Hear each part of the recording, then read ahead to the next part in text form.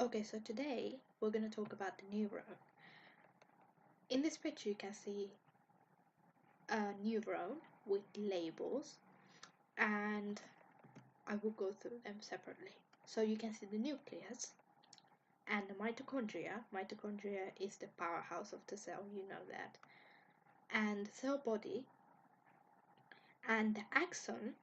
The job of the axon is to send messages, and the dendrites right here, multiple branches, it has multiple branches, and the cell body is actually 10 to 100 micrometers in diameter. So it's very small, but it's quite big, but you can't see it. So the axon is a single long branch, and it has synaptic terminals at the end. So the axon terminals, you can see that in the picture.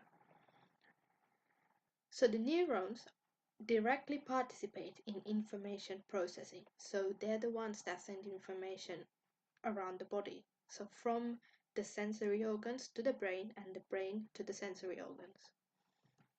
So in the neuron, the axon is wrapped in myelin, and this myelin speeds up the transmission of action potential along the axon. And myelin is laid down in little sections, so there are little gaps in the middle.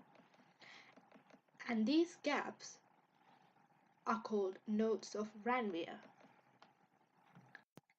So within the nervous system, there are little sections, there are little groups that contains myelinated axons, so the ones with the myelin around them. These make up the white matter.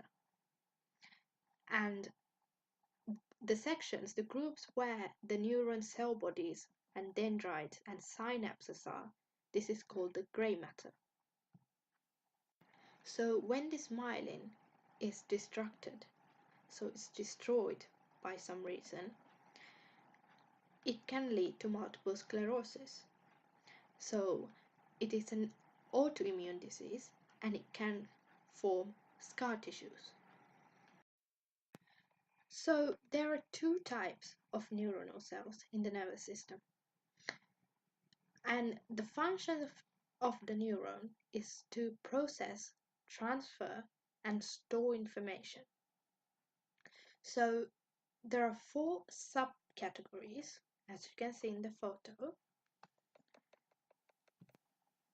So the classification of neurons, you can see the multipolar, bipolar, unipolar. So the multipolar is several dendrites and one axon. That is the most common cell type. Bipolar neuron, one main dendrite and one axon. So the retina, inner ear, and olfactory. So the unipolar neuron is one process only, and it develops from a bipolar cell and are always sensory neurons. Okay, so now we're going to talk about neuroglia cells. Neuroglia cells includes astrocytes, oligodendrocytes, microglia, and ependymal cells. This is within the central nervous system neuroglia. So the PNS neuroglia includes satellite cells and Schwann cells. So within the central nervous system neuroglia, you have astrocytes. And astrocytes support the framework of neurons. And it creates a blood-brain barrier. And it monitors and regulates the fluid surrounding the neurons. And it removes potassium and neurotransmitters from the extracellular space. And these cells are also responsible for producing neurotrophic factors in both developing and adult brain, so it leads to neuroplasticity. And it stimulates the formation of scar tissue after a CNS injury. So the oligodendrocytes create the myelin sheath around the axon of the neuron as an insulator in the central nervous system. And the microglia engulf the debris from dead and sick cells. So it acts as a brain macrophage, and it gets rid of the cellular waste and pathogens.